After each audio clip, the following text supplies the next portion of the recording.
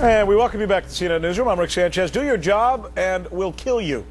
At least one Texas newspaper tonight is taking that warning to heart. It's pulling some of its reporters out of a border city in Mexico. This after the Mexican Drug Cartel warned that it's going to kill some of the journalists who report on their business. In our On Assignment segment tonight, I find myself in that situation in Mexico, seeing what some of my colleagues are up against. I couldn't even get a police officer to accompany me or escort me into this one town. U.S. authorities are telling us they are deliberately pushing border crossers further out into more remote areas. We're about 40 or 50 miles from the more populated San Diego-Tijuana crossing area, which is directly behind us. This is the U.S. border, but look what happens as we walk over here. It's not just a broken border. I am leaning into the United States right now. This is practically no border at all. This low fence is not the only reason smugglers are attracted to this desolate Mexican border town of Jacume. Here's another: these hills that provide perfect lookout posts so smugglers in Mexico can monitor the movements of the U.S. Border Patrol. Bob Mitchell lives on the U.S. side, just across from Jacume. He can see why this place is a perfect spot for smugglers. As you can see, they've got a 180-degree view about 10 miles in each direction here. From their high ground, they can see and control the mountains, trails, and ravines. U.S. Border Patrol won't comment about Jacume, but Mexican police tell us the area is so dangerous, they generally stay away. Because of the mountain, because of the deserts, because of the isolation, you're not able to go in there and really do your job. Por el desierto, por los arroyos, por el cerro, ustedes en sí no tienen la ventaja en ese lugar. You don't have the advantage. With nothing more than handguns, police tell us they're outgunned. But what about the people who live in the town? After a 10-mile dusty dirt road drive, we found residents seemingly afraid to reveal the truth about this place. Drug smuggling and people smuggling, do you know anything about that? I don't know. You don't know nothing. Are there any people who come in here and do that? No. But off camera, at least one local resident made a tacit admission, telling us we're all innocent. Until they catch us, that is. The man who lives in this house told us that smugglers pay him up to $10 a person to pick up illegals and hold them until it's time to cross the border. And then there's Teresa Perez, a local shopkeeper who's lived here for 38 years. Have you seen it change much? Pues sí, ha crecido. The town has grown, she says. We ask her if she thinks the police should do more. You think they're complicit? Ayudan? ¿Quién sabe? You can't say.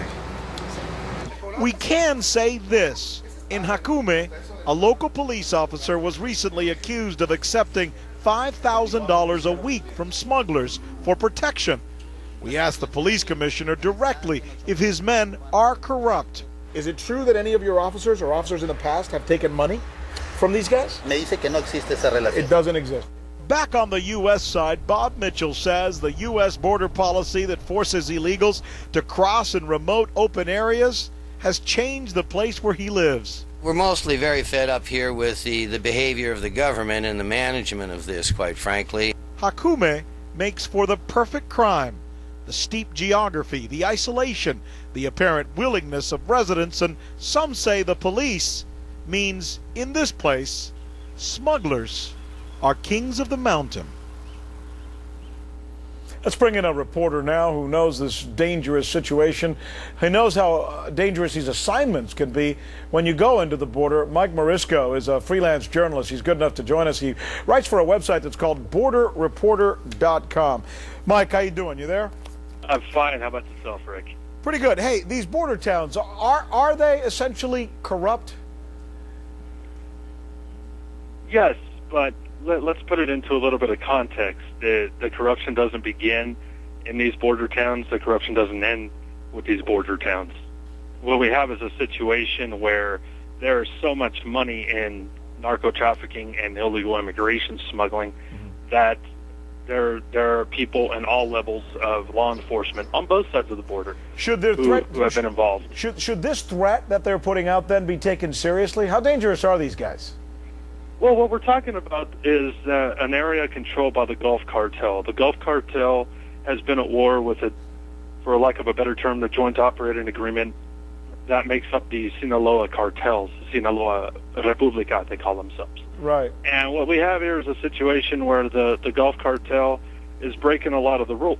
They, some of the things that haven't been done in the past, kidnapping of U.S. agents, kidnapping of Americans, threatening different people crossing the border, and threatening DEA agents on the U.S. side. Some of these things are now occurring, and what we have is a situation where the Gulf cartel has been operating with some severe impunity in the Nuevo Laredo area. Well, you heard me, you saw me during that interview I had with the police officer there, where I asked him, I said, look, there's reports that a couple of your guys have been on the take from these guys. Is it common to see police officers on the other side of the border be on the take from these guys? Yes.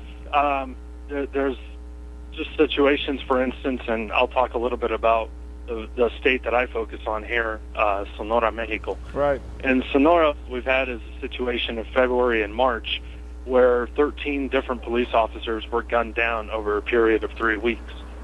Many of these were vinculated with the Sinaloa Federation, some of them with the Gulf cartel.